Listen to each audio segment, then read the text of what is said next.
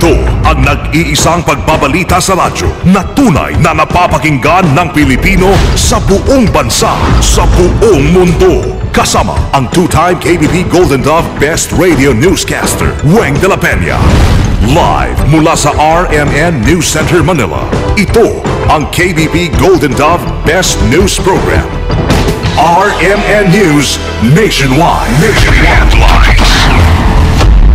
Mga kasama sa RMN News Nationwide ngayong umaga, ilang bahagi ng Pilipinas binalaan sa posibleng pagbaha dala ng nakapasok na low pressure area sa bansa. Bagyong Pablo ikinukonsiderang ikalawang pinaka-mapaminsalang bagyo sa bansa. Mas maraming Pinoy pabor sa good health na pamasko kaysa sa material na regalo ayon sa SWS survey. DOH Oplan iwas paputok monitoring. Nakapagtalaho na ng 6 na firework-related injuries.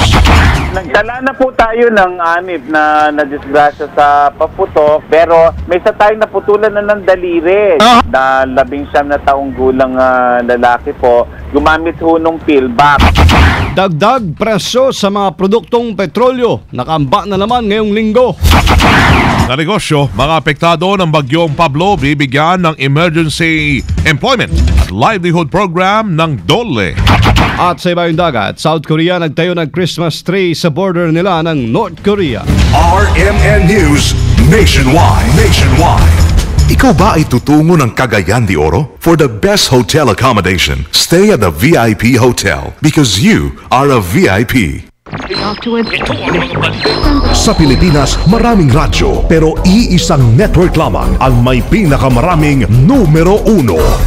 DYHP Cebu, number 1. DYRI Iloilo, number 1. DXDC Davao, number 1. DXRZ Zamboanga, number 1. DXCC Cagayan de Oro, number 1. DYHB Bacolod, number 1. Sa kasaysayan ng radyo sa ating bayan, sa iisang tahanan lamang nagmumula ang mga number 1. RMN, pinakamaraming nakikinig. RMN, pinakamaraming natutulungan. RMN, pinakamaraming advertisers. RMN, pinakamaraming number 1. Jensan, Iligan, Pagadian, Dipolo, Cotabato, pinakamaraming himpilan. Naga, Baguio, Dagupan, Viga, Lucena, Kawayan, Legazpi, Masbate, Ormoto, Gigarao, Cotabato, Coronadal, Surigao, Dipolo, Malaybalay, Ozamis, Sorsogon, Butuan, Calibo, Rojas at Metro Manila. In history, it is written, number 1 is Tatak RMN. Live via satellite. RMN News Nationwide. Buenos dias, Pilipinas! Umaga ho ng Lunes ngayon, Desyembre 24, 2012. Ito ang RMN News Nationwide. Ako si Weng de la Peña. Mabuhay Pilipinas! Ako si Buddy Oberas. Tayo po ay live sa DYHP 612 RMN Cebu, DCCV 684 RMN Tuguegarao, DWAR 103.9 RMN Palawan at DYRI 774 RMN Iloilo. Live international via www.rmnnews.com at WRMN New York, USA. Nakapasok na ho sa loob ng Philippine Area of Responsibility yung low pressure area sa silangang bahagi ng ating bansa. Huling namataan yung namumuong sama ng panahon sa 910 kilometers sa silangan ng Mindanao. Nakapaloob din rin ito sa Intertropical Convergence Zone na nakakaapekto ngayon sa malaking bahagi ng Visayas at Mindanao. Dahil dito, pinag-aanda na ng pag-asa mga residente sa mabababang lugar na paghandaan ng posibleng pagbaha at pagguho pa rin ng lupa sa susunod na 3 araw. Maging ang Metro Manila, Eastern at Northern Luzon ay asahan din ang paminsan-minsang pag-ulan na resulta naman ng Northeast Monsoon o yung malamig na hanging amihan na nanggagaling pa sa ilang bahagi ng ating bansa. Itinuturing na ho ngayon na ikalawa sa pinakamapaminsalang bagyo simula taong 1947, yung bagyong Pablo. Ayon sa NDRRMC, hindi kasi malayong umabot sa 1,500 ang bilang ho ng mga namatay sa pananalasa ng Typhoon Pablo. Sinabi rin ni NDRRMC Executive Director Benito Ramos na sa ngayon ay nasa 1,000 67 ang kumpirmadong bilang ng mga nasawi. Nangangahulugan na malalampasan pa nito yung 1,268 na bilang ng mga nasawi ng bagyong Sendong noong 2011. Nanatili namang numero 1 na deadliest si bagyong Telma na pumatay ng 5,101 noong 1991, habang lalagpasan naman ni Pablo si bagyong Nitang na kumitil naman ng 1,363 na buhay noong taong 1984. Sa ngayon, umabot na sa mahigit 334 na bilyong piso ang halaga naman ng pinsala ng bagyong Pablo, habang libo-libong pamilya ang nananatiling walang tahanan. Karamihan sa mga Pinoy ngayong Pasko ang mas nais po na magkaroon ng magandang kalusugan, good health. Kumbaga, kumpara daw sa makatanggap ng pera. Yan ang lumabas sa isinagawang survey ng social weather stations noong December 8 hanggang 11 sa 1,200 respondents sa mga piling lugar sa Metro Manila, Luzon, Visayas at Mindanao. Batay sa survey, 64% ng mga Pinoy nagsabing masaya sila ngayong Pasko, habang 9% lamang ang malungkot ngayong holiday season. Tumaas naman ng 46% ang mga Pinoy na nagnanais na makatanggap ng hindi material na bagay ngayong pong Pasko, kumpara sa 33% na naitala noong 2011. Kapansin-pansin din ang pagtaas ng mga nagnanais na magkaroon ng magandang kalusugan na nasa 25% kaysa 17% noong nakaraang taon. Samantala, bumaba naman sa Mindanao ang nagsabing masaya sila ngayong Pasko dahil na rin sa bagyong Pablo. RMN Nationwide Report. Task Force Holiday Watch itinatag sa Cagayan de Oro. Sama natin sa Balita Live, Alwin Saliring ng RMN Cagayan de Oro. RMN Report. Isang task force holiday watch ang ikinatag sa Cagayan de Oro City para sa selebrasyon ngayong Pasko hanggang bagong taon. Ito pinangunaan ni Mayor Vicente Imano at Acting City Police Director Colonel Antonio Montalba. Layunin nitong masiguro ang kapayapaan at seguridad sa buong lungsod ngayong holiday season. Kaugnay nito, daan-daang mga pulis mula sa Regional Public Safety Battalion ang idinagdag upang mapanatili ang police visibility. Inihayag din ni Mayor Imano na mamayang gabi sa kalsada ito magpapasko dahil sasamaan niya ito sa pagpapatrolya ng mga pulis. Samantala, wala pa namang naiulat ng mga malalaking krimen itong holiday dito sa lungsod at wala ding firecracker-related incident na naitala ang DOH Region 10. Kasama mo sa DXCC Cagayan de Oro, Alwin Saliring Tapat, RMN. Radyo mo Nationwide. Ang seguridad dyan sa mga terminal, airport at seaport sa Zamboanga pinaigting. Kasama natin sa Balita Live, Santos Cortez, RMN Zamboanga. RMN Report. Pinaigting ngayon mga otoridad ang seguridad sa lahat ng terminal dito sa lungsod ng Zamboanga kasabay ng pagdiriwang ng Yuletide season at sa nalalapit na rin ng pagdiriwang ng bagong taon. Sa pier ng Zamboanga, naglagay ng Passenger Assistance Desk ang Philippine Coast Guard para tumulong sa mga pasaherong umuwi sa kanilang mga probinsya. Siniguro din ni Coast Guard Commander Eliezer Dalay na ligtas ang mga pasaherong umuwi sa kanilang mga lugar, kaya dinoble din nila seksyon sa mga barko kung saan istrikto nila na chine-check kung ito'y hindi nag-overload ng kanilang mga pasahero. Samantala, ganun din ang pinapatupad ng mga kaapuli sa paliparan ng Zamboanga kung saan istrikto nilang pinapatupad ang seguridad sa nasabing lugar maging sa mga bus terminal dito sa lungsod. Nagdagdag na rin ng mga kapulisan dito sa lungsod para tumulong sa pagbabantay sa mga terminal. Kasama mo sa RMN Zamboanga, Santos Cortez, Tapak, RMN. Radyo mo Nationwide. 6 na kaso kaagad ng fireworks-related injuries ang naitala ng Department of Health sa unang araw ng kanilang monitoring sa Oplan Iwas Paputok. Sa interview ng RMN kay Department of Health Under Assistant Secretary Dr. Eric Tayag, 4 sa mga ito ay galing sa Region 1, isa sa Leyte at isa naman sa Maynila na nasa edad 5 hanggang 19 na taong gulang. Ayon kay Tayag, isa sa mga isa na ang naputulan ng daliri matapos itong gumamit ng pillbox. Nagtala na po tayo ng 6 na nadisgrasya sa Paputok sa unang 2 araw ng pagbibilang po natin. 2 dyan ay bata, 7 na taong gulang, Cavite at saka Zamboanga City, gumamit po ng Piccolo. At dito naman sa Kamaynilan, isa lamang po ang naitala sa atin, yung isang napuwing matapos manood ng firework display dyan sa UST. Pero may isa tayong naputulan na ng daliri na 19 na taong gulang lalaki po. gumamit ho nung pillbox. Medyo malakas-lakas po yun, bawal po yun. Yan ay indikasyon ito na talagang matigas ho ang ulo ng maraming Pilipino kung saan hindi ho tumatalima mga ito sa isinusulong na programa ng pamahalaan. Patuloy naman ang paghimok ng DOH sa publiko na huwag nang gumamit ng paputok ngayong holiday para iwas disgrasya.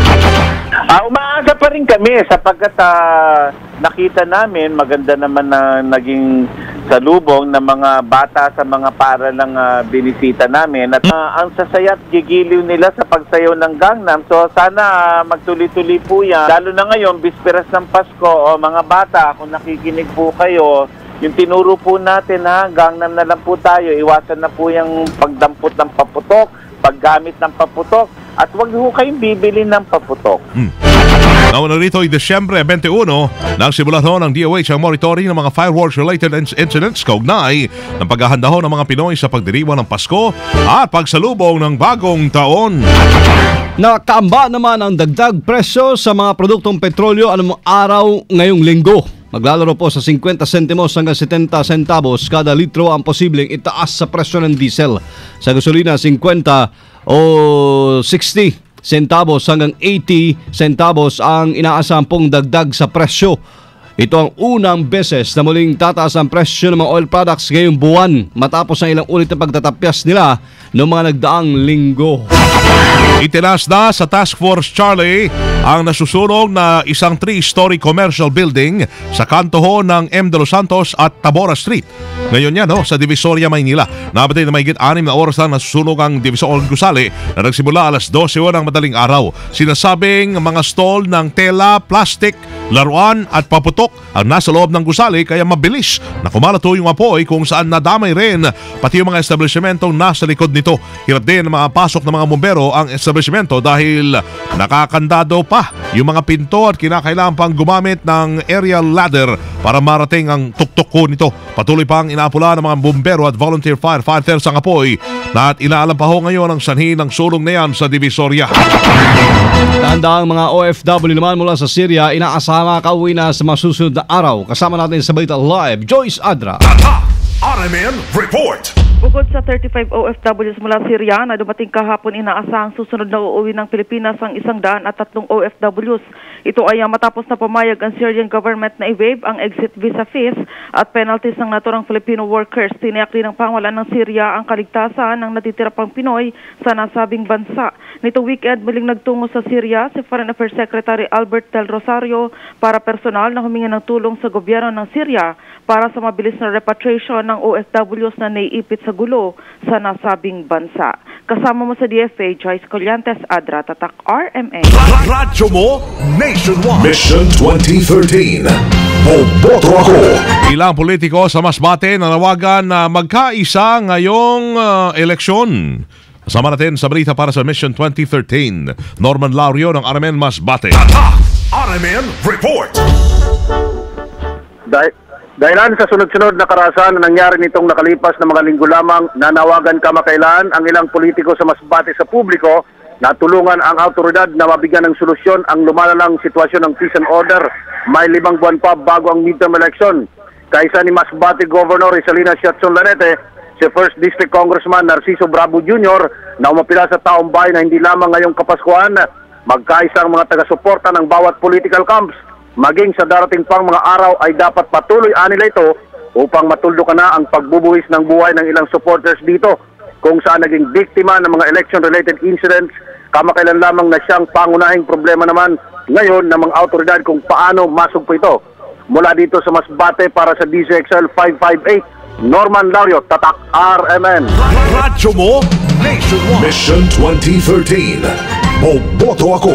RMN News Negosyo. Mga kasama, bibigyan po ng Department of Labor and Employment ng Emergency Employment at Livelihood Program ang mga manggagawa sa Visayas at Mindanao na naapektuhan ng Bagyong Pablo. Tiniyak ni Secretary Rosalinda Baldos ang mga miyembro ng 14 na unyon ng Banana Plantation mula sa Compostela Valley, Davao del Norte na tuloy-tuloy ang tulong ng pamahalaan sa mga apektadong manggagawa.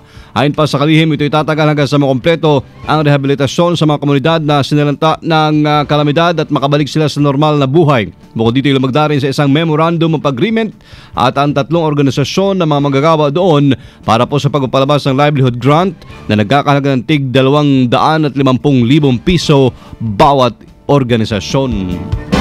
RMN News Abroad.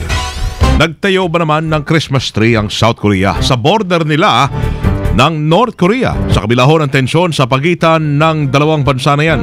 Nabatid na mismo ang South Korean church groups ang nanguna sa pagtatayo ng naturang dekorasyon kung saan tampok pa rito ang libo-libong makulay na Christmas lights. Hanggang sa unang linggo umano ng Enero taong 2013, i-display ang naturang Christmas tree na matatagpuan sa ilang kilometro lamang layo mula sa Hilagang Korea. Sinasabing dumaranas pa rin ng power shortage ngayon ang North Korea. Noong nakarang taon, 2 Christmas tree naman at Christmas tree towers ang itinayo sa border nila ng Pyongyang sa kabilaho ng babala ng North Korea na may kapalit na unexpected consequences kapag nagtayo ho ng Christmas tree sa border ng South Korea. At mga kasama live mula po dito sa RMN News Center sa Makati City, Metro Manila, Philippines. Inyo pong narinig ang RMN News Nationwide ngayong Lunes, December 24, 2012. Sa mga taga Bacolod, susunod na dyan, sinakasama Agnes Apostol at Serge Santillan sa RMN News Diretso, Balitang Bacolod sa numero 1, DYHB 747. Bisperas ng Pasko, pwede nyo na ho kami panoorin yung aming naging pagbabalita ngayong maga. Punta lang kayo sa YouTube. I-type lamang ang RMN News Nationwide. Sama nyo sa serbisyo publiko, ako si Weng de la Peña. Ako si Buddy Oberas. Dito pa rin ho sa tahanan may pinakamaraming number 1, pinakamaraming impilan, ang RMN Radio Mo Nationwide. 60 years ng maasahang public service nationwide. Live via satellite. RMN News Nationwide. Buong bansa, isang boses ng balita. RMN News Nationwide.